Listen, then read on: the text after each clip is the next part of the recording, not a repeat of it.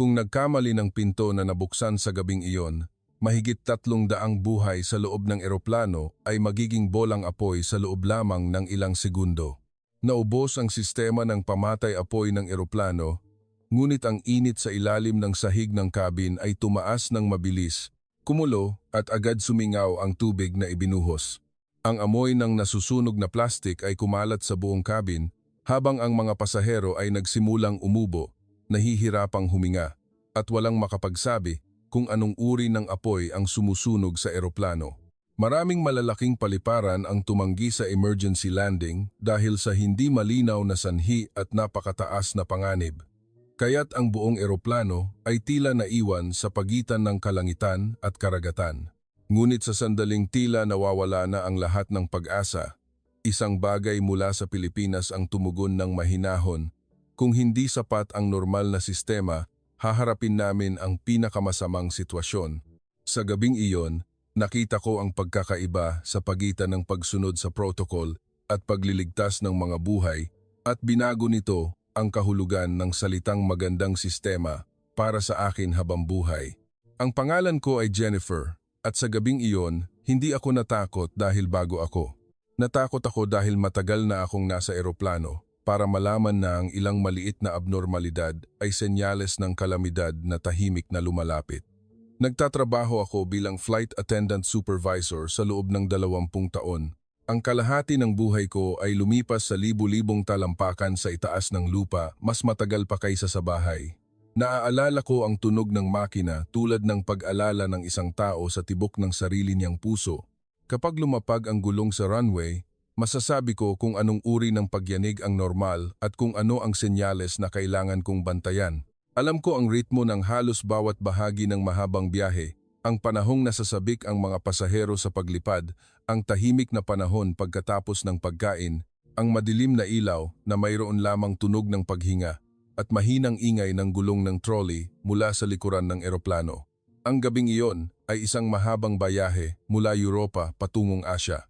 Halos 200 pasahero, mahigit 10 crew members. Nagsimula ang lahat tulad ng isang ordinaryong gabi sa trabaho, tulad ng hindi mabilang na mga nakaraang biyahe. Bago umalis, nagkaroon kami ng normal na briefing sa crew room. Ibinuod ng kapitan ang ruta ng eroplano at ang mga posibleng bahagi ng kaunting kaguluhan. Pagkatapos, ipinabatid ng ground staff ang listahan ng mga bagahe at pangunahing kargamento ng flight na ito. Ang pangunahing produkto ay mga rolyo ng dekalidad na woolen fabric mula Europa na ipapadala sa mga luxury clothing store sa Asya. Ang halaga ng siguro ay binanggit ng may pagmamalaki na tila ito ay isang bagay na kailangang alagaan ng maigi ngunit hindi mapanganib. Tumango ako tulad ng dati.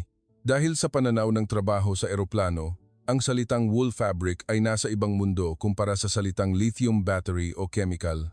Ito ay isang bagay na nakakapagpagaan ng loob pakinggan, isang uri ng kargamento na halos hindi na kailangang pag-isipan ng mga crew. Naaalala ko pa ang aking sariling maikling pag-iisip na ang gabing ito ay marahil isa pang gabing lilipas ng payapa. Naghain kami ng pagkain, kinuha ang mga tray, inayos ang ilaw, nagtimpla ng kape at ligtas na dinala ang lahat sa patutunguhan tulad ng dati. Matapos lumipad ang eroplano, ganoon nga ang lahat. Malambot kaming lumabas mula sa kulay abong ulap ng Europa. Namatay ang senyales ng seatbelt, nagsimulang lumakas ang mga usapan. Binuksan ng ilang pasahero ang screen para pumili ng pelikula. Ang ilan ay humingi ng inumin kahit hindi pa nagsisimulang maghain. Isang batang babae na nakaupo sa tabi ng bintana ang tumuro sa labas ng salamin at tinawag ang kanyang ina ng may pananabik.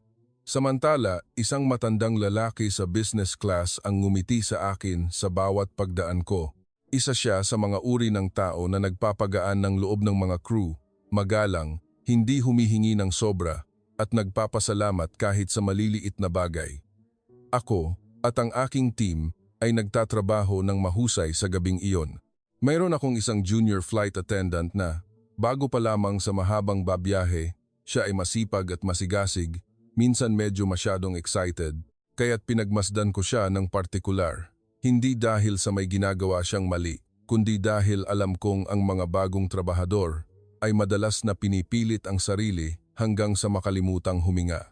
Bahagya kong tinapik ang kanyang balikat habang inaayos niya ang mga kagamitan sa galley at sinabi sa kanya sa mabagal na Ingles, "Take your time. Calm is faster." Ngumiti siya at tumango, na tila pinahintulutan siyang huminga ng malalim sa unang pagkakataon sa oras na iyon. Matapos ang hapunan, unti-unting nagbago ang cabin mula sa isang pampublikong espasyo tungo sa isang mahabang silid-tulugan sa buong eroplano. Pinahina namin ang ilaw na ipiwan ang mahinang liwanag sa mga pasilyo at sa ilang upuan. Ang mga kumot ay hinila hanggang sa baba. Nawala ang tunog ng pagbukas at pagsara ng mga tray ng pagkain, naiwan lamang ang patuloy na tunog ng makina tulad ng background sound ng dilim. Palagi kong gusto ang bahaging ito ng flight dahil ito ang panahon na ang lahat ay tila nasa ayos. Kahit may halos 200 tao sa iisang espasyo, ang eroplano ay kakatwang tahimik. Maraming nag-iisip na ang trabaho ng flight attendant ay maghain ng pagkain o ngumiti sa mga pasahero. Ngunit para sa akin, ang tunay na trabaho ay patuloy na basahin ang kapaligiran. Basahin ang ekspresyon ng mukha, tono ng boses, pagod ng team, basahin ang hangin sa cabin, ang ritmo ng makina, at ang maliliit na senyales na maaaring hindi napapansin ng iba. Dahil kapag may mali, madalas na wala kaming sapat na oras upang magsimulang mag-isip mula sa simula.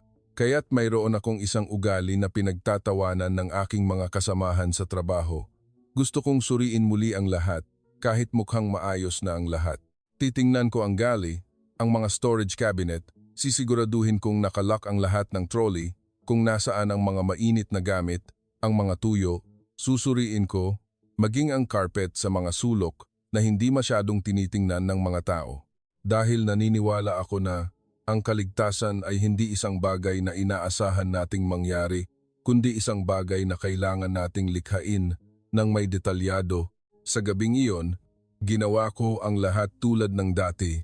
Bilang ko ang dami ng emergency equipment ayon sa zone, sinuri ang posisyon ng mga flashlight ng crew, siniguro kong sarado ng mahigpit ang bawat service door. Sinuri ko ang reserbang inuming tubig sa galley at inihanda ang night service para sa mga posibleng magising at humingi ng tubig o gamot. Sa ilang sandali, sinilip ko rin ang isang pamilyang pasahero na may maliit na bata na natutulog, nakasandal sa dibdib ng kanyang ina. Patuloy ang paghinga ng bata, ang noo niya ay nakadikit sa kumot na tila ligtas ang buong mundo. Malinaw na malinaw kong naaalala ang larawang iyon dahil makalipas ang ilang oras, ito ang magiging larawan na kakapit ako sa aking isipan sa bawat desisyon na kailangan kong gawin.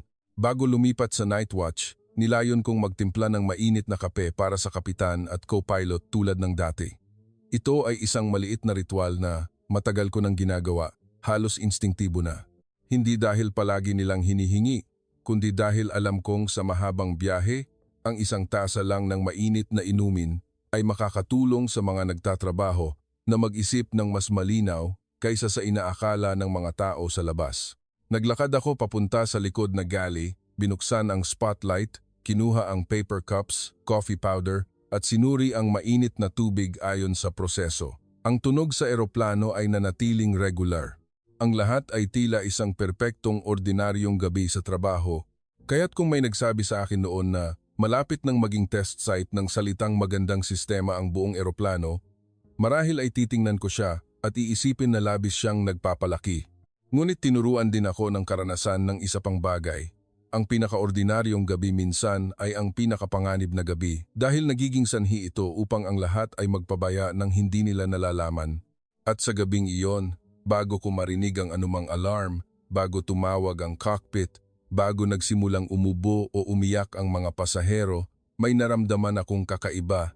Isang napakabilis na pakiramdam, ilang sandali lamang, na tila mas mabigat ng bahagya ang hangin sa galley.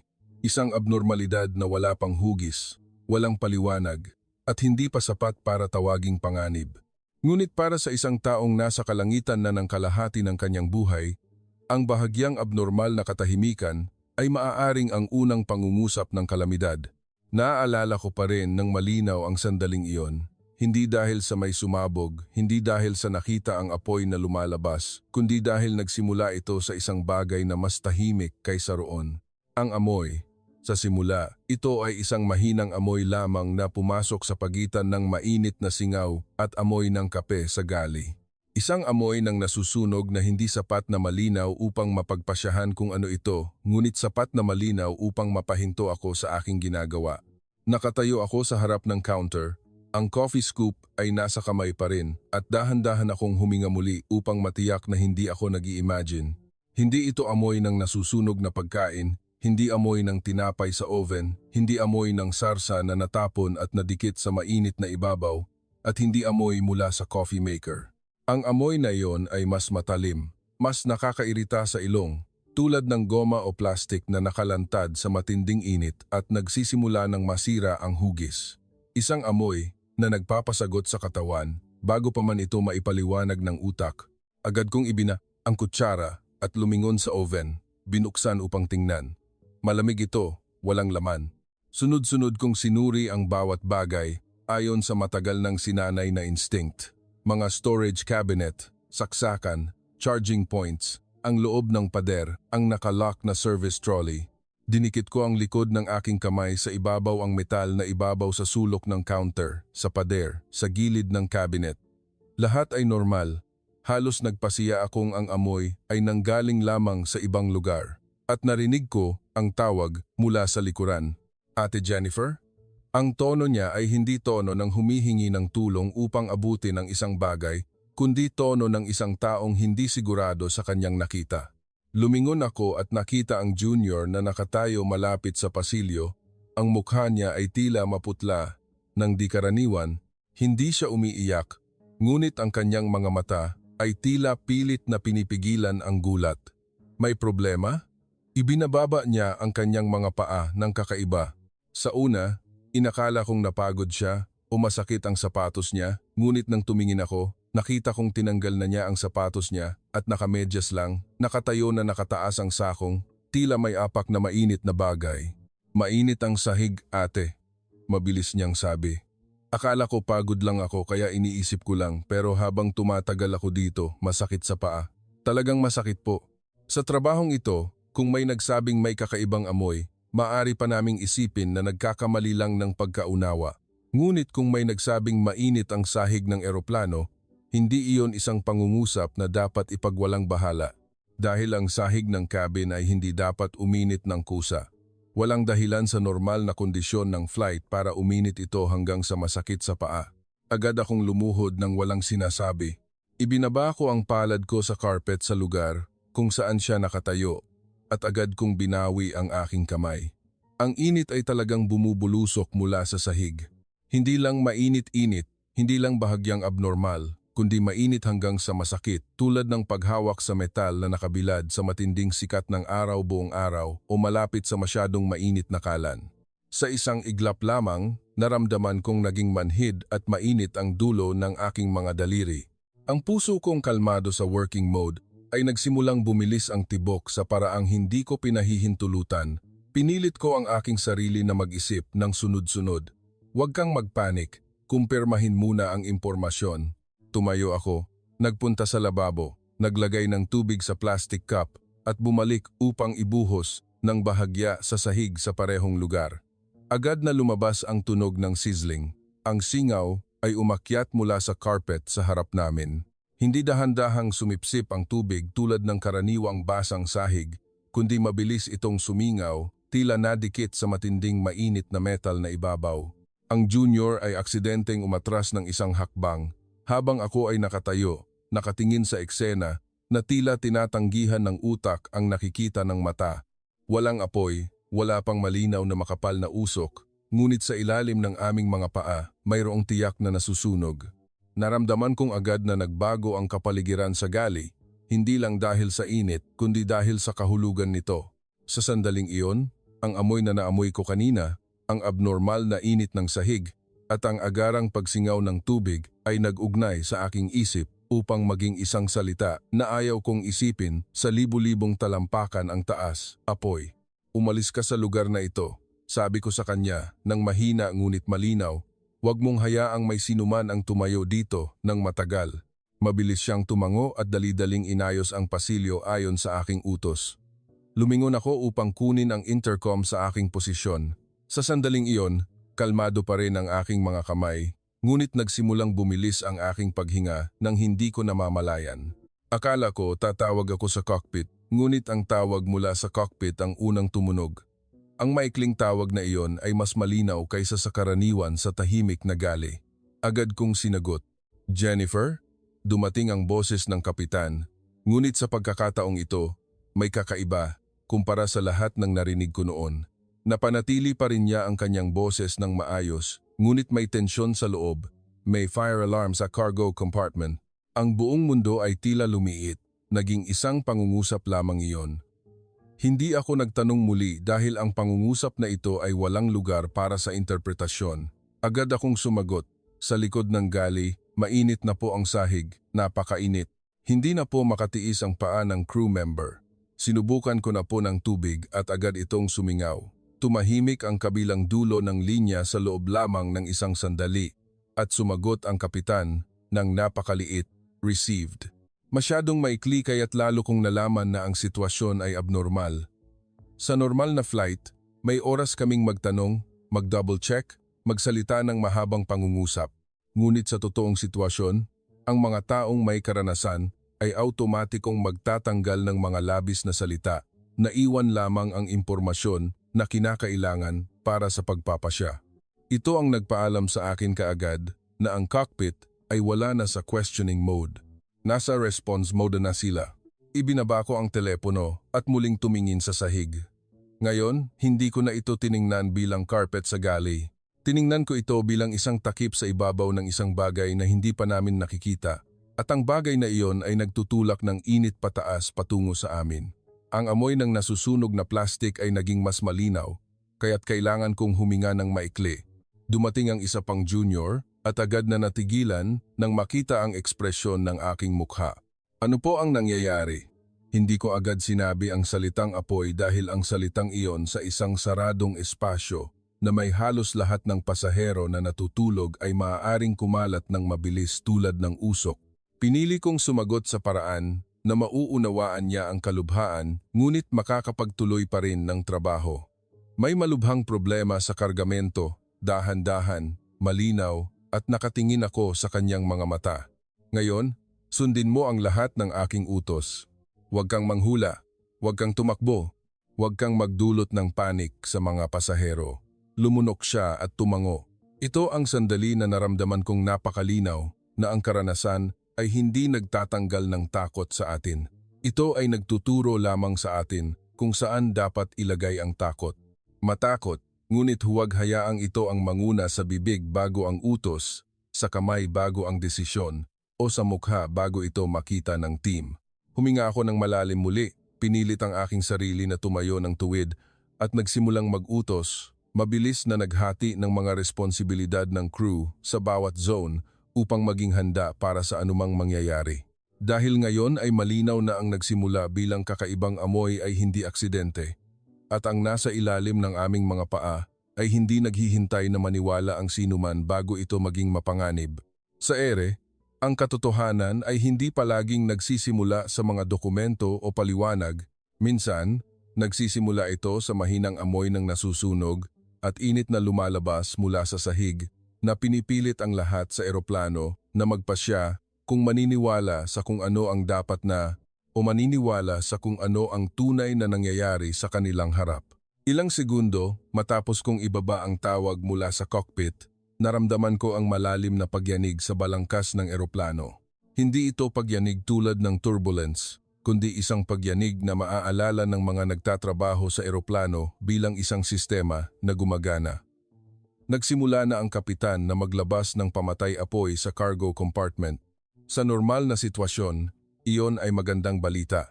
Ang halon system ay dinisenyo upang mabilis na pigilan ang apoy sa mga saradong espasyo. Hindi ito isang bagay na gustong gamitin ng mga crew, ngunit kung ginamit, madalas naming inaasahan na bibigyan kami nito ng oras. Kahit papaano ay bababa ang init, mababawasan ang pagkalat ng apoy, at bibigyan ng sapat na espasyo ang cockpit upang mag-isip ng susunod na hakbang. Kaya't sinabi ko sa sarili ko, manatiling kalmado muna, hintayin ang resulta, huwag hayaang ang takot ang manguna sa katotohanan. Muling lumuhod ako, maingat na inilapit ang likod ng aking kamay sa sahig nang mas maingat kaysa sa unang pagkakataon. Nandoon pa rin ang init, ngunit hindi pa ako nangahas na gumawa ng anumang agarang konklusyon. 2 junior ang tumingin sa akin, tila naghihintay ng sagot na wala pa ako. Tumango ako sa kanila upang magkanya-kanya sila sa kanilang mga posisyon ng tahimik at maghanda para sa karagdagang utos.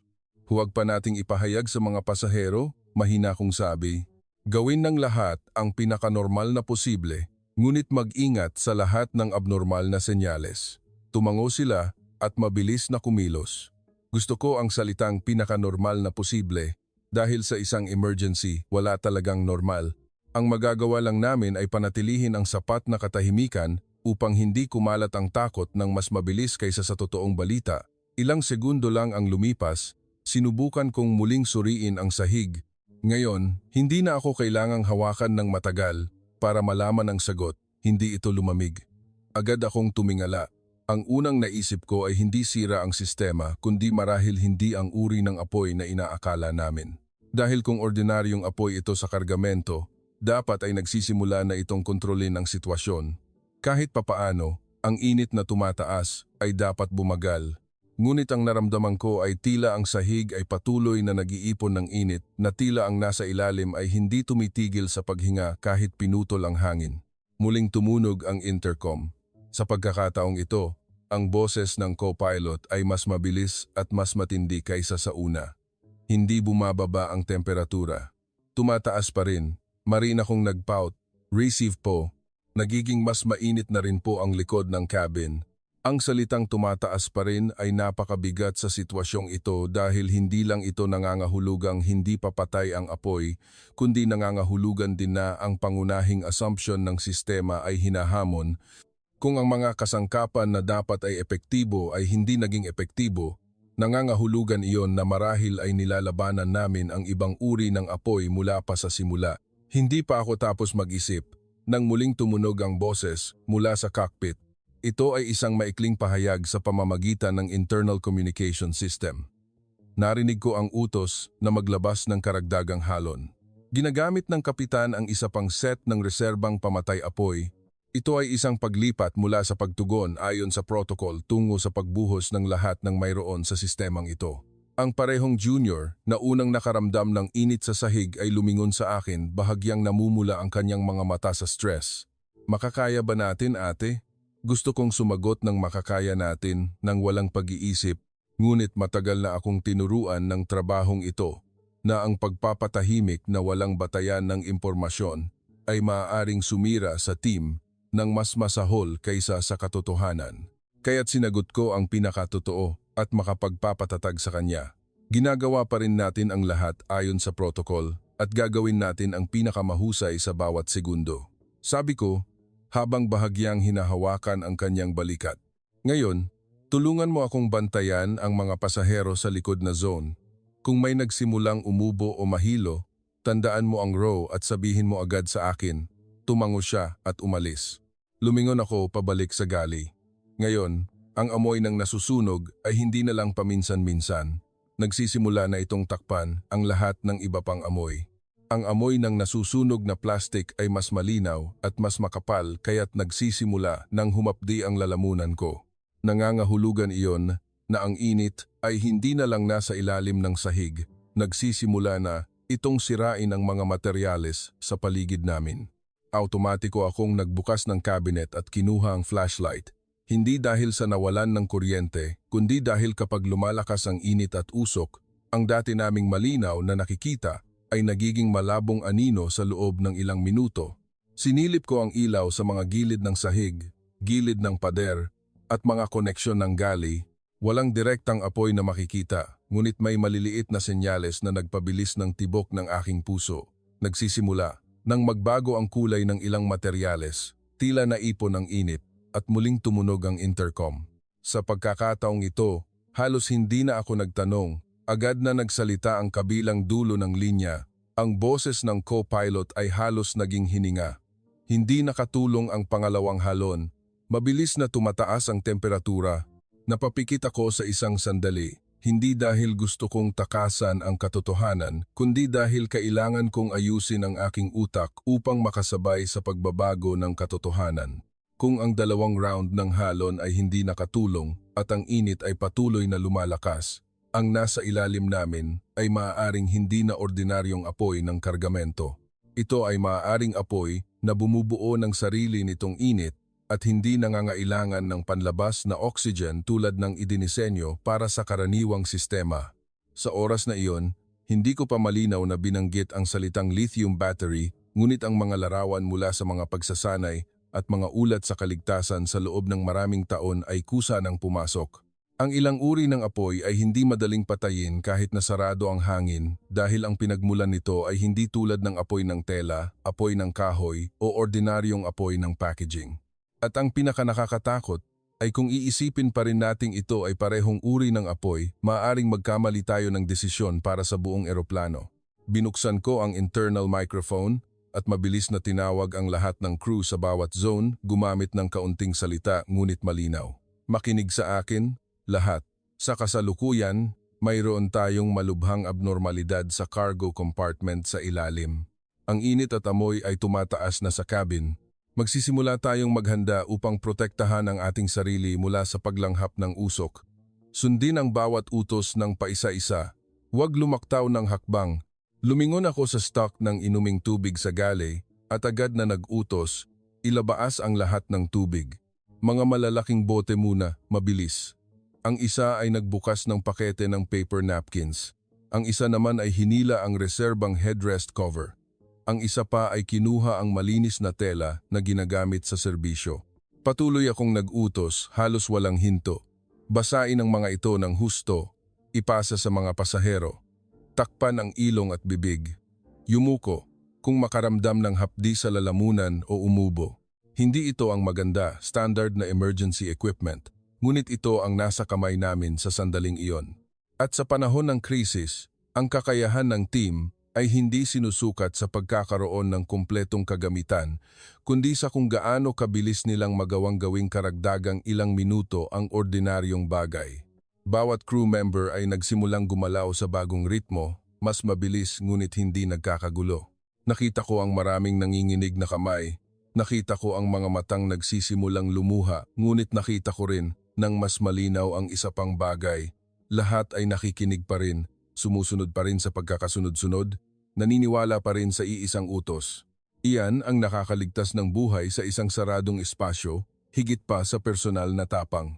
Habang nagsisimula kaming ipasa ang mga basang tela sa mga upuan, nagsimulang lumabas ang mahinang ubo mula sa ilang pasahero. Bumalik ang junior na humihingal ngunit na kontrol pa rin. Sa likod po, may nagsisimula ng magsabi na masakit ang lalamunan, tumango ako at binigyan siya ng karagdagang tela. Ituloy mo, sabihin mong huminga, ng dahan-dahan at manatiling kalmado muna. Sa isip ko noon, may isang malinaw na linya lamang sa pagitan ng kung ano ang dapat mangyari at kung ano ang tunay na nangyayari. Sabi ng cargo documents na ligtas ito. Dapat gumana ang standard fire suppression system, ngunit ang sahig sa ilalim ng aking mga paa, ang init na nararamdaman namin, ang amoy na kumakagat sa lalamunan, at ang temperatura mula sa cockpit ay nagsasabi ng isa pang kuwento. At sa totoong krisis, ang nakakaligtas ay hindi ang taong mahigpit na humahawak sa lumang paliwanag, kundi ang taong mabilis na tumatanggap na maaaring nagbago na ang katotohanan at agad na nag-aayos ng desisyon. Matapos naming ipamahagi ang mga basang tela sa mga pasahero at nagsimulang panatilihin ang likod na zone ng pinakatahimik na posible, alam kong ang susunod na hakbang sa kaligtasan ay wala na lamang sa galley. Ito ay nasa lupa kung mayroong paliparan na tatanggap sa amin o wala. Hindi ako nasa cockpit, ngunit narinig ko ang ritmo ng sitwasyon mula sa mga boses na bumababa paminsan-minsan. Humihingi ng pahintulot ang kapitan at co-pilot na mag-emergency landing sa pinakamalapit na paliparan na kaya ng ruta at gasolina. Bawat segundo na nasa ere pa rin ang eroplano, gumagana pa rin ang init sa ilalim ng sahig, dahan-dahang umaakyat pa rin ang usok, at unti-unting lumiliit ang aming mga pagpipilian nang walang nakakakita nito sa mata ng sinuman sa eroplano. Bumalik ang junior flight attendant upang magulat na ang mga pasahero sa likod na bahagi ay nagsisimula ng umubo ng mas madalas. Ang ilan ay direktang nagtatanong kung may sunog. Tiningnan ko siya sa mata at sinagot lamang, "Sabihin mo ito, may teknikal na problema. Inaayos namin ito at kailangan ng lahat na sundin agad ang mga utos ng crew." Hindi dahil gusto kong itago ang katotohanan, kundi dahil sa isang cabin kung saan ang takot ay maaaring kumalat ng mas mabilis kaysa sa usok, ang ilang salita ay kailangang gamitin sa tamang oras. Muling tumunog ang intercom. Agad kong sinagot, kalmado ang boses ng kapitan, ngunit narinig ko ang mas matinding tensyon sa loob niya kaysa dati. Hindi tinanggap ang unang paliparan, maikli niyang sabi, kailangan nila ng mas malinaw na impormasyon tungkol sa pinagmulan ng problema. Napapikit ako ng sandali, hindi dahil sa gulat, kundi dahil ang katotohanan ito ang pinakamasakit. Wala kaming sapat na malinaw na impormasyon para kumbinsihin ang sinuman, ngunit mayroon kaming sapat na malinaw na senyales na kung maghihintay pa kami, baka hindi kami makaligtas. Magkaiba ang desisyon sa lupa at sa kalangitan. Ang mga nasa lupa ay may karapatang matakot sa mga epekto kung tatanggapin nila kami, ngunit ang mga nasa kalangitan ay humaharap na sa mga epekto ng walang daan patungo sa lupa. "Received po," sagot ko, at mabilis na nagtanong, "Ano po ang status ng gasolina?" Tumahimik siya ng bahagya bago sumagot, "May oras pa, ngunit hindi sapat para umikot ng maraming beses." Ang salitang "may oras pa" sa normal na sitwasyon ay maaaring pakinggan na nakakapagpagaan ng loob, ngunit sa krisis, madalas itong nangangahulugang nagsisimula na ang orasan. Ibinaba ko ang telepono at agad na muling kumilos dahil ang kawalan ng pag-asa ay kakain sa team bago ang moralidad kung hahayaan itong magkaroon ng puwang. Muling binahagi ko ang mga crew ng mas malinaw. Ang isa ay bantayan ng mga matatandang pasahero, ang isa ay ang mga pamilyang may maliliit na bata, ang isa ay patuloy na maglagay ng tubig sa mga basang tela at inuming tubig, ang isa ay bantayan ang likod ng eroplano upang walang sinuman ang magtipon sa mainit na lugar. Dahan-dahan akong naglakad sa pasilyo ngunit matatag, nakikipag-usap sa mga pasahero sa bawat row, na gawin ang parehong bagay ng paulit-ulit. Takpan ang ilong at bibig ng basang tela, huminga ng maikli at dahan-dahan. Huwag tanggalin ang seatbelt kung hindi pa inuutusan. Ang ilan ay tumango at sumunod. Tinitingnan ako ng may tanong na higit pa sa kaya kong sagutin. Isang batang lalaki ang nagsimulang umiyak dahil masakit ang kanyang lalamunan. Niyakap siya ng kanyang ina at mahinang nagtanong sa akin, "Kailan po tayo lalapag?" Lumuhod ako upang maging kasing antas ng kanyang mata at sinagot ng tapat ngunit nakapagbibigay suporta. Naghahanap po kami ng paliparan na handang tumanggap sa atin. Sa ngayon, ang pinakamahalaga po ay panatilihin ang inyong anak na huminga sa basang tela. Tumango siya. Puno ng luha ang mga mata ngunit pilit na nagpapakatatag. Bahagya kong tinapik ang kanyang likod bago tumayo at magpatuloy. Sa krisis, minsan, ang isang bahagyang ngunit matatag na haplos ay mas nakakatulong sa tao kaysa sa mahabang pangungusap. Ilang minuto ang lumipas, muling bumaba ang boses mula sa cockpit. At alam ko sa tahimik na sandali bago ang pangungusap na hindi ito magandang balita, hindi rin tinanggap ang pangalawa. Nakatayo ako nang natigilan sa tabi ng trolley ng tubig sa loob ng ilang sandali. Ang pakiramdam ay hindi agad nagulat, kundi tila unti-unting lumiit ang espasyo sa aking dibdib. Hindi lang kami lumalaban sa apoy, lumalaban kami sa distansya, oras, gasolina at kawalan ng katiyakan ng mga tao sa lupa sa bawat paliparan. Sana ay hindi ito dahil sa parehong dahilan. Tanong ko, sinisikap na hindi hayaang marinig ang aking pagkabahala. Parehong dahilan, tugon ng kapitan. Hindi malinaw ang pinagmulan, mataas ang panganib, at hindi handang tumanggap ng posibleng nakakalason na usok. Nagsisikap kaming makipag-ugnayan sa isa pa, sabi ng kapitan. Sumagot ako at ibinaba ang telepono. Malamig ang aking mga kamay ngunit mainit ang aking noo. Ang kabalintunaan ng stress ay ang katawan ay susubukan na magpatuloy sa trabaho na parang walang nangyayari, ngunit sa loob, tila mayroong dahan-dahang umiikot sa pinto, upang paliitin ito hanggang sa unti-unting lumalim ang paghinga ng hindi namamalayan. Pinilit ko ang aking sarili na bumalik sa trabaho sa harap ko dahil ang cabin ay hindi kailanman hihinto para sa damdamin ng head flight attendant.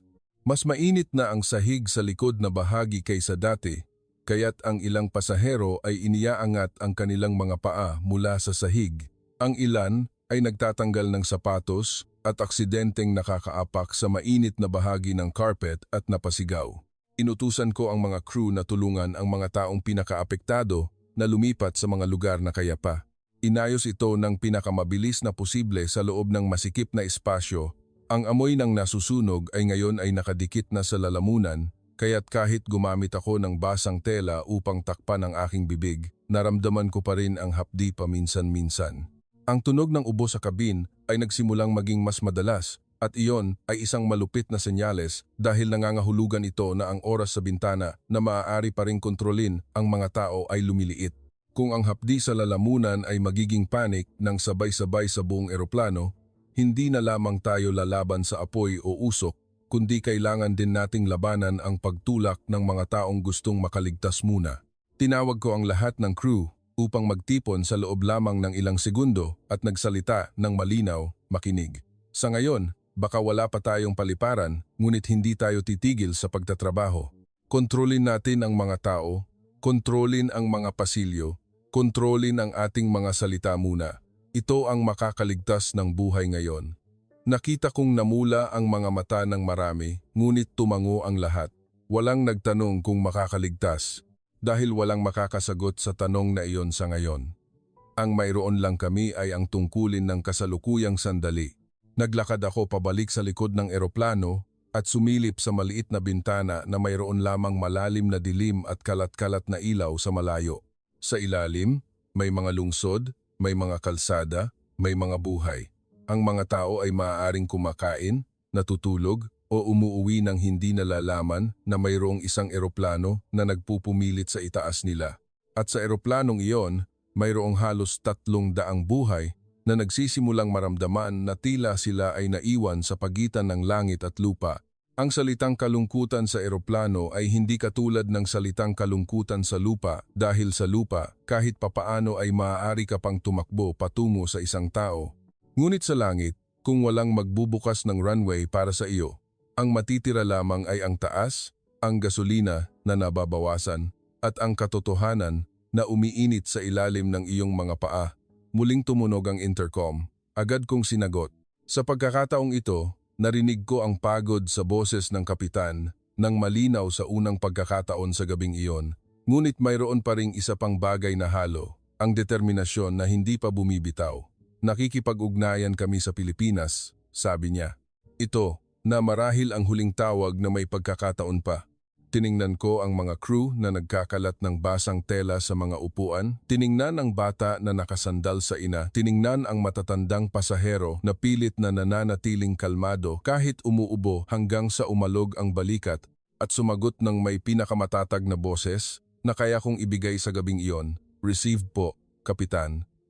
Pananatilihin po namin ang cabin hanggang sa huli. Sa isip ko noon, hindi na ako humihingi ng himala ng walang kondisyon. Hinihingi ko lang na, sa susunod na tawag, mayroong isang tao sa lupa na makikinig sa tunay naming senyales, higit sa takot sa hindi pa maipaliwanag, at buksan ang pinto sa tamang oras. Ibinaba ko ang tawag mula sa kapitan at muling lumingon sa cabin, ang pawis ng mga crew, ang basang tela na nagsisimulang uminit sa kamay ng mga pasahero, ang tunog ng ubo na mas madalas kaysa dati lahat, ay nagsasabi sa amin na wala na kaming lugar para sa walang basehang pag-asa. Kung gusto naming makaligtas, kailangan ang pag-asa na may kasamang tamang desisyon mula sa lupa. Ilang sandali lang ang lumipas, muling tumunog ang intercom. Agad kong sinagot. Sa pagkakataong ito, hindi sinimulan ng kapitan ang tawag sa salitang tinanggihan. Maikli niyang sinabi, nakikinig ang Pilipinas sa ating impormasyon. Sa pangungusap na iyon lamang, tila may hangin na bumalik sa aking dibdib. Hindi dahil ligtas na ang lahat, kundi dahil kahit papaano, hindi kami hinusgahan ng kabilang dulo ng linya batay sa takot bago makinig. Hindi ko narinig ang bawat salita na pinag-usapan ng cockpit at ng ground, Ngunit mula sa mga sandaling ipinadala ng kapitan ang impormasyon sa akin para kumpirmahin, agad kong naramdaman na ang team sa Pilipinas ay nagtanong ng kakaiba kaysa sa dati. Hindi sila nagsimula sa tanong kung ano ang nakasulat sa cargo documents lamang, kundi nagsimula sa kung ano ang tunay na nangyayari sa eroplano. Ano ang pinakahuling temperatura sa cargo compartment? Gaano kabilis ang pagtaas? Ilang rounds ng halon na ang ginamit? Anong mga epekto na ang nagsisimulang mangyari sa cabin? Saang bahagi ng eroplano ang pinakamainit ang sahig? Ang ganitong mga tanong ay nagpataas ng balahibo sa akin, hindi dahil nakakatakot, kundi dahil tumpak. Ito ay mga tanong ng mga taong nagsisikap na makita ang parehong sitwasyon tulad namin, hindi mga tanong ng mga taong gustong maghanap ng dahilan upang mabilis na isara ang pinto. Mabilis kong sinagot ang impormasyon tungkol sa likod na bahagi na mayroon ako. Ipinasa ng kapitan ang impormasyon. Ang likod ng galley ay abnormal na mainit. Ang ilang pasahero ay nagsisimula ng makaramdam ng hapdi sa lalamunan at umubo. Ang init ay patuloy na umaakyat sa sahig ng cabin. Bawat salita na sinabi ko noon, naramdaman kong nagbibigay ako ng mga piraso ng larawan sa isang tao sa lupa upang buuin. At sa unang pagkakataon sa gabing iyon, naramdaman kong ang taong bumubuo ng larawan na iyon ay maaaring makakita ng mabilis upang matulungan kami. Pagkatapos, narinig ko ang pangungusap na nagpabago sa buong gabi. Hindi ito isang pangungusap na pampatahimik, hindi isang magandang pangako, kundi isang pagtatasa ng sitwasyon na agad na nagpaunawa sa akin na naiintindihan nila ang kahulugan ng aming kinakaharap. Kung hindi makontrol ng halon ang temperatura, hindi kami maniniwala sa lumang pagpapalagay na ito ay ordinaryong apoy mula sa mga produkto ayon sa dokumento. Naka-freeze ako sa loob lamang ng isang sandali. Naramdaman ko na ang katotohanan ito sa aking puso mula nang hindi nakatulong ang unang round ng halon, ngunit ang marinig ito mula sa isang tao sa lupa, nang direkta ay nagpabago sa lahat mula sa pag-aalala ng flight attendant tungo sa balangkas ng desisyon ng sistema. Binuksan ng kapitan ang speaker nang sandali upang mas marinig ko ang boses mula sa emergency team ng Pilipinas ng bahagya. Ang kanyang boses ay napakatahimik. Tahimik tulad ng isang taong alam na wala siyang karapatang magpanik para sa iba. Hahanda kami para sa pinakamasamang sitwasyon. May posibilidad ng apoy mula sa metal na baterya at mataas ang panganib ng pagkalat. Hinihiling na ang eroplano ay lumipad patungo sa vector na aming itinakda agad. Hindi ko alam kung kailan ako huminga ng malalim, ngunit alam kong ang aking malamig na kamay ay nagsimulang magkaroon muli ng lakas. Hindi pinatay ng pangungusap na iyon ang apoy, hindi nito pinalamig ang sahig, hindi nito agad pinahinto ang pag-ubo ng mga pasahero, ngunit gumawa ito ng isang napakahalagang bagay. Binigyan nito ng direksyon ang nakakalat na takot. Hindi sinabi ng Pilipinas na, ayos lang, tutulungan namin kayo. Sinabi ng Pilipinas sa pamamagitan ng kanilang aksyon na nakikita namin kung gaano ito kalala at naghahanda kami upang harapin ang kalubhaan na iyon. Ito ang pagkakaiba sa pagitan ng pag-asa at pagtitiwala. Muling tumunog ang intercom. Nagulat ang kapitan ng may boses na malinaw na iba sa dati. May tensyon pa rin, mabilis pa rin, ngunit may matatag na pundasyon. Inaayos nila ang runway, naghahanda ng airport rescue team, medical team at specialized equipment. Agad kong nagtanong, alam po ba nila ang panganib ng usok at ang mainit na bahagi sa ilalim ng sahig? Sumagot ang kapitan, alam nila at hinihiling nila sa atin na ipadala ang pinakadetalyadong lokasyon ng mainit na zone. Gagamitin nila ang thermal imaging mula sa ground para kumpirmahin kapag lumapag tayo. Thermal imaging mula sa ground, ulit ko sa aking isip at naramdaman kong tila may tumulong sa amin na tingnan ang ilalim ng aming mga paa sa wakas. Buong gabi, kasama namin ang apoy na halos hindi nakikita. Naramdaman namin ito mula sa init at amoy, ngunit hindi namin nakita ang tunay nitong hugis. Ang paghahanda ng ground na tingnan ang hindi namin nakikita ay nagpaunawa sa akin agad na ang pagtulong na ito ay hindi lang sa pagbukas ng runway, kundi ito ay ang pagbukas ng buong sistema upang gumana ng magkasama. Muli kong tinawag ang mga crew upang magtipon. Sa pagkakataong ito, medyo iba ang sinabi ko kaysa dati. Dahil ngayon ay mayroon na kaming mas konkretong impormasyon. makinig. May airport na tayo. Pilipinas ang tatanggap sa atin. Marami ang tumingala ng sabay-sabay, tila nakahinga ng malalim, ngunit hindi pa tapos. Tinatanggap tayo sa high-level emergency mode. Ibig sabihin, paglapag natin, kailangan ang lahat ay mabilis at tumpak higit pa sa dati. Kailangan nating dalhin ang mga pasahero sa puntong iyon at kailangan nating maging handa para sa agarang paglikas kung may utos. Nakita kong may luha sa mga mata ng isang junior. Agad niyang pinunasan at tumango. Walang malawak na ngiti, walang hiyawan, dahil alam ng lahat na hindi pa ito ang katapusan. Ngunit ang tingin ng team ay tunay na nagbago. Mula sa tingin ng mga taong pilit na tiniis ang takot, naging tingin ng mga taong may malinaw na parehong layunin, dalhin ang lahat sa lupa sa Pilipinas. Naglakad ako sa mga upuan muli. Ipinaalam sa mga pasahero sa maikli, malinaw, at hindi labis na dramatikong mga salita na kami ay patungo sa emergency landing sa Pilipinas. Hiniling ko sa lahat na sundin ng mahigpit ang mga utos ng crew at magtipid ng lakas. Ang ilang pasahero ay napapikit at nagdarasal. Ang ilan ay bumulong ng pasasalamat. Nakita ko ang isang babaeng Pilipino sa gitna ng cabin na bahagyang nagtaas ng kamay upang magdasal kahit na umuubo siya. Lumingon siya sa katabi niya at sinabi ng mahina, "Pagdating natin sa Pilipinas, tutulungan tayo nila, sigurado." Hindi ko siya kilala, ngunit ang pangungusap na iyon ay nakatulong din sa akin ng kakatwa. Habang nagsisimulang magbago ng direksyon ng eroplano ayon sa vector na itinakda ng ground crew ng Pilipinas, ang boses mula sa cockpit ay bumaba paminsan-minsan. Taas, ruta, tinatayang oras bago lumapag, at paghahanda ng ground. Sinabi ng kapitan na ang team sa Pilipinas ay hindi nagtanong ng paulit-ulit na nag-aksaya ng oras.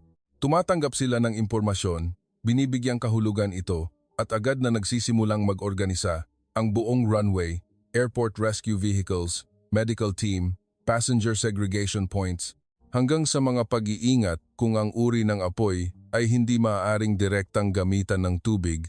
Nakatayo ako, nakikinig, at lalong nauunawaan ang ilang aralin ng mas malalim. Sa panahong pilit na mag-isip ng mabilis, ang isang magandang sistema ay hindi ang sistema na matapang na humaharap sa lahat ng panganib at hindi ang sistema na nagsasara ng pinto sa lahat ng kawalan ng katiyakan upang maging pinakaligtas ang sarili. Ang isang magandang sistema ay ang sistema na tumpak na nagbibigay kahulugan sa kawalan ng katiyakan upang pumili ng angkop na paghahanda. Hindi sinabi ng mga tao sa Pilipinas na hindi sila natatakot. Sinabi nila sa pamamagitan ng kanilang mga kilos na nakikita namin ang panganib at maghahanda kami para dito. Ang kaunting pagkakaiba na ito para sa mga nasa kalangitan tulad namin ay hindi lang isang impresyon, kundi ito ang distansya sa pagitan ng salitang walang pag-asa at may pagkakataon pa. Tiningnan ko ang gali sa likod, kung saan ang sahig ay naglalabas pa rin ng init tulad ng dati. Nandoon pa rin ang amoy ng nasusunog, hindi pa nawawala ang usok, umuubo pa rin ang mga pasahero, nanginginig pa rin ang kamay ng mga crew. Lahat ng mapanganib ay kumpleto pa rin, ngunit sa unang pagkakataon sa gabing iyon, naramdaman kong hindi na kami nag-iisa sa kalangitan. Sa ibaba, isang buong sistema ang naghihintay sa amin. At nag-iisip ito sa paraang kailangan ng krisis. Hindi nag-iisip na sana ay pinakamagaan ang mangyari, kundi nag-iisip na kung ang pinakamasama ay nangyayari, kailangan nating maging handa para dito bago ito kumitil ng mga buhay. Mula sa sandaling sinabi ng kapitan na kami ay papasok sa huling paglapag patungong Pilipinas, ang lahat sa kabin ay tila lumiit. Naiwan na lamang ang ngayon. Wala nang nagtanong kung ano ang sanhi ng insidente. Wala nang nagtanong kung paano ito iimbestigahan pagkatapos. Lahat ng mata, bawat hininga, ay naiwan na lamang ang isang tanong. Maaari ba nating dalhin ang lahat sa lupa? Nakatayo ako sa aking posisyon. Hinigpitan ang seatbelt na nanilaw na sa higpit hanggang sa masakit ang aking balikat. Ang boses ng kapitan mula sa speaker sa cabin ay maikli, malinaw, at mas matalim kaysa sa lahat ng narinig ko. Maghanda para sa emergency landing. Sundin agad ang mga utos ng crew. Walang mahabang pagpapatahimik, walang labis na pampalubag loob. Ang boses lang ng isang taong nagdadala ng lahat ng buhay sa pinakamaliit na landas ng gabi. Nagsimulang bumilis ang pagyanig ng eroplano habang bumababa ito sa mas mababang altitude. Nakita ko ang mga ilaw mula sa lupa ng Pilipinas bilang mga linya at tuldok na naghalinhinan sa malayo at unti-unting luminaw, tila ang buong lungsod ay nakatingala, naghihintay sa amin. Sa labas ay napakatahimik, kumpara sa impyerno ng init sa ilalim ng sahig sa loob ng eroplano. Ang tunog ng ubo ng mga pasahero ay paminsan-minsan pa rin. Ang mga basang tela ay nakatakip pa rin sa mukha ng maraming bata. Bawat crew member ay tumingin sa isa't isa sa loob lamang ng isang sandali. Walang nagsabi ng salitang takot, ngunit nakita ko ito sa mga mata ng bawat isa, kabilang na ang sa akin, at dumating ang pagtama. Marahas na lumapag ang gulong sa lupa, kaya't umalog ang buong eroplano na tila binugbog mula sa ilalim. Ang matalim na tunog ng pagkiskis ng metal ay tumagos sa lahat. Maraming pasahero ang sumigaw ng sabay-sabay. Mariin akong nagpout, mahigpit na humawak sa upuan hanggang sa sumakit ang aking mga buko. Ang pagyanig ay hindi katulad ng normal na paglapag. Ito ay malupit, marahas, at mas matagal kaysa sa nararapat, tila hinihila ng eroplano ang sarili nito sa lupa gamit ang sugatan nitong katawan. At sa labas ng bintana, nakita ko ang maiikling spark ng apoy na bumubulusok mula sa ilalim ng eroplano. Ang init na naipon ng matagal ay nagdulot ng mas matinding epekto sa ilang bahagi ng landing gear at sa ilalim ng eroplano kaysa sa inaasahan namin. Ngunit ang pinakamahalaga ay nakalapag na kami sa Pilipinas. Agad na bumagal ang eroplano hanggang sa huminto. Ang tunog ng sirena mula sa labas ay dumating mula sa maraming direksyon ng sabay-sabay, ngunit ang nagpaalala sa akin sa Pilipinas sa gabing iyon ay hindi ang malakas na ingay, kundi ang kaayusan sa gitna ng ingay. Ang mga airport rescue vehicle ay eksaktong pumuwesto. Walang nagmamadali ng nawawalan ng control. Ang lahat ay napakabilis ngunit walang nagkakahiwalay. Inalis ko ang seatbelt at agad na tumayo.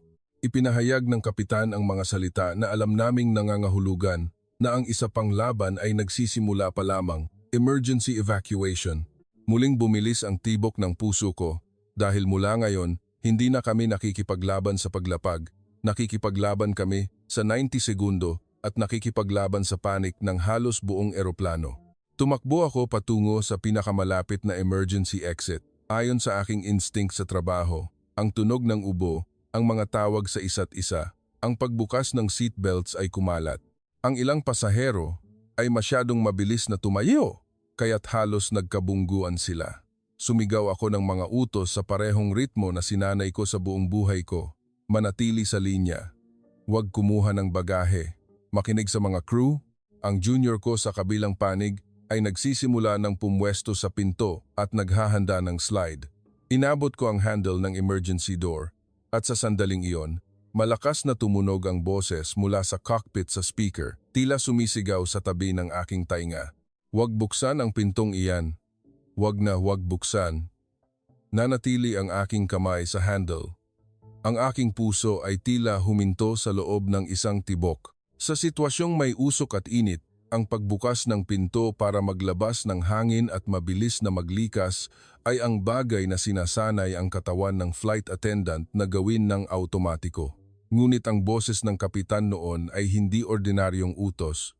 Ito ay boses ng isang taong alam na kung magpapabagal pa ng ilang segundo matatapos ang lahat.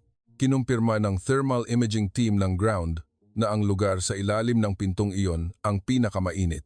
Kung bubuksan, mag-aapoy pabalik sa loob ng eroplano. Agad kong binawi ang aking kamay na parang tunay na nasunog, kahit na ang init mula sa sahig ay hindi naman nagbago. Hindi na kailangan ng aking utak ng mahabang oras upang bigyang kahulugan. Ang salitang mag-aapoy pabalik ay sapat na. Agad kong nakita ang larawan sa aking isip. Ang sariwang oxygen ay sumusugod sa matinding pinagmulan ng init at ang apoy ay bumulusok pabalik sa bibig ng pinto kung saan nagsisiksikan ang mga pasahero. Lumingon ako at sumigaw ng buong lakas. Huwag gamitin ang pintong ito. Lahat sa kabilang panig. Kaliwa lamang, kaliwa lamang. Ang ilang pasahero ay natigilan. Ang ilan ay nagreklamo dahil hindi nila nakita ang dahilan at ang usok ay nagsisimulang magdulot ng panik. may isang taong sumusubok na kumuha ng bagahe mula sa overhead compartment. Agad akong sumugod at hinila ito pababa. Iwanan ang mga gamit, buhay ang unahin. Sa kaguluhan na iyon, nakita ko ang nakatulong sa amin muli. Ang team ng junior flight attendants ay hindi nagpanik sa ingay ng mga pasahero. Tinanggap niya ang utos at ginawa ang kanyang tungkulin bilang isang gabay na pader sa kaliwang pinto. Agad na binuksan ang slide, inayos ang posisyon at paulit-ulit na sumigaw ng mga utos ng matatag. Isa-isa, huwag itulak, tumingin dito. Ang hangin mula sa labas ay dumaloy mula sa ligtas na panig. Nagsimulang gumalaw ang mga pasahero bilang isang agos. Ang bilis ng paglikas ay hindi nakasalalay sa kung sino ang pinakamabilis tumakbo, kundi kung gaano tuloy-tuloy gumalaw ang buong pila. Tumakbo ako pabalik-balik sa pagitan ng pasilyo at ng palitan ng direksyon. Patuloy na hinihila ang mga taong papaling sa bawal na pinto. Inaalalayan ang mga matatanda na mahina ang tuhod, pinipilit na mapanatili ang ritmo nang hindi nagiging panic. Sa sandaling iyon, nakita ko ang isang larawan na matatandaan ko habang buhay. Ang mga bumbero ng airport ng Pilipinas ay naghihintay sa harap ng slide ng sabay-sabay. Ang ilan ay tumatanggap ng mga bata. Ang ilan ay umaalalay sa mga matatanda. Ang ilan ay gumagamit ng kanilang mga kamay upang ituro ang direksyon ng malumanay ngunit matatag. Hindi sila sumisigaw ng walang direksyon, hindi sila nagkabanggaan. Bawat kilos ay nagsasabi na sinanay nila ito ng hindi mabilang na beses. Isang ina na may karga na bata ang nag-aalangan sa bibig ng pinto dahil sa takot sa dalisdis ng slide. Lumapit ako, hinawakan ang kanyang braso at sinabi na ibigay muna niya ang bata sa akin bago bumaba. Ngunit ang opisyal ng Pilipinas sa ibaba ay itinaas ang kanyang kamay at sumigaw sa malinaw na Ingles. "Send the child, we catch." Napakatatag ng kanyang boses kaya't pumayag ang ina na bumitaw. Ibinaba ko ang bata sa tamang ritmo na tinanggap ng team sa ibaba at itinulak ang ina pababa agad. Ang lahat ay nangyari sa loob lamang ng ilang segundo. Ngunit kung nag-alinlangan o hindi malinaw ang sinuman, maaari itong maging bottleneck ng buong pila. Isang pasahero sa gitna ng eroplano ang sumubok na bumalik dahil inakala niyang nalaglag ang kanyang pasaporte. Hinawakan ko ang kanyang balikat at pinilit na tingnan ako sa mata. Sa panig na ito, walang anumang dokumento ang mas mahalaga kaysa sa inyong buhay. Lumabas na kayo sa eroplano.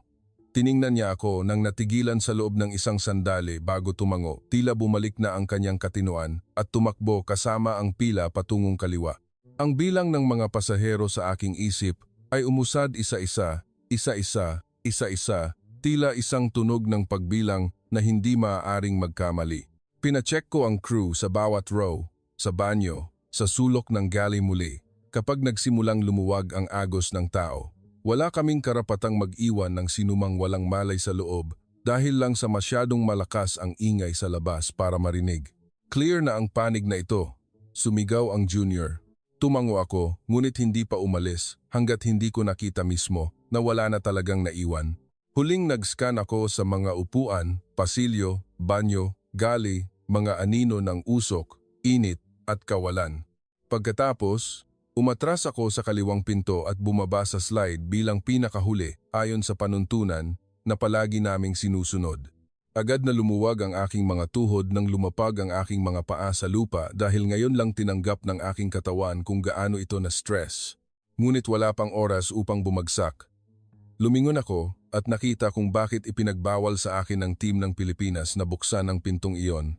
Sa ilalim ng pinto na muntik ko nang buksan, ang ilalim ng fuselage ay naglabas ng init na nagpabago sa kulay at ibabaw ng metal ng malinaw. Ang refleksyon ng init at usok ay nagpakita na tila ito ay niluluto mula sa loob.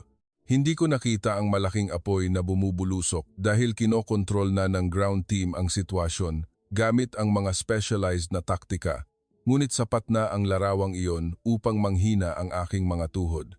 Kung binuksan ko ang pinto, nang mas mabilis ng ilang segundo, ang agos ng sariwang hangin ay maaaring magdala ng apoy pabalik sa lugar kung saan nagsisiksikan ang mga pasahero upang bumaba sa slide. Sa isang panig, patuloy na tumatanggap, nagsasaayos at umaalalay ng mga pasahero ang mga opisyal ng Pilipinas ng maayos. Ang mga mediko ay agad na inatupag ang mga nahilo sa usok bago ang mga matatanda, bago ang mga bata. Sa kabilang panig, nagsimula ang rescue team na kontrolin ang apoy sa paraang alam kong pinag-isipan na. Hindi sila gumamit ng tubig na maaaring maging mapanganib, kundi gumamit ng pagtatasa ng mainit na bahagi at mga specialized na chemical ayon sa koordinasyon sa cockpit bago kami lumapag. Nakatayo ako, humihingal, sa gitna ng tunog ng sirena, mga ilaw ng emergency at mga pasaherong umiiyak at nagkakayap. At biglang naging malinaw ang isang katotohanan na halos magpaluha sa akin. Nakaligtas kami hindi dahil sa may isang taong pinakamahusay, kundi dahil sa isang gabing kulang ang impormasyon, mataas ang panganib, at maikli ang oras. Mayroon pa ring isang sistema na piniling mag-isip ng mas malalim kaysa sa mga dokumento at maghanda ng mas mabilis kaysa sa pagbagsak at nagpadala ng tamang babala sa aking kamay sa tamang oras. Minsan, ang buhay ng buong eroplano ay hindi nakasalalay sa lakas ng makina o sa kapalaran lamang, kundi nakasalalay sa isang maikling pangungusap mula sa isang tao sa lupa. Huwag buksan ang pintong iyon na dumating sa tamang oras. Ilang segundo lamang matapos makontrol ang insidente, nalaman namin ang katotohanan na ang nakatago sa kargamento ay hindi ligtas tulad ng nakasaad sa dokumento, kundi mga lithium batteries na itinago at nahalo na nagdulot ng pag-iipon ng init at tahimik na kumalat sa ilalim ng aming mga paa.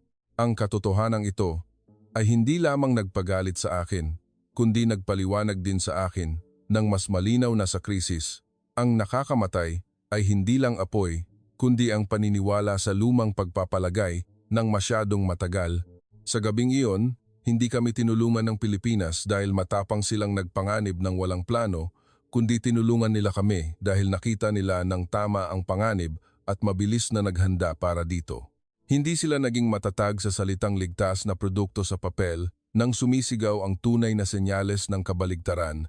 Iyan ang pagkakaiba sa pagitan ng isang sistema na sumusunod sa mga pamamaraan at ng isang sistema na talagang makakapagligtas ng buhay ng tao. Malapit nang lumiwanag, dinala kami sa resting area ng mga opisyal ng airport. May isang middle-aged na babaeng opisyal ang nag-abot sa amin ng mainit na lugaw at maligamgam na tubig at mahinang nagsabi, "Kumain na po kayo, ligtas na kayo." Iyon lang, at muli akong umiyak dahil pagkatapos ng gabing puno ng mga alarma, sirena at usok, ang simpleng salitang Pilipino na iyon ang nagpakumbinsi sa aking katawan na ligtas na kami. Mula ng gabing iyon, ganap na akong nakauunawa sa kahulugan ng magandang sistema.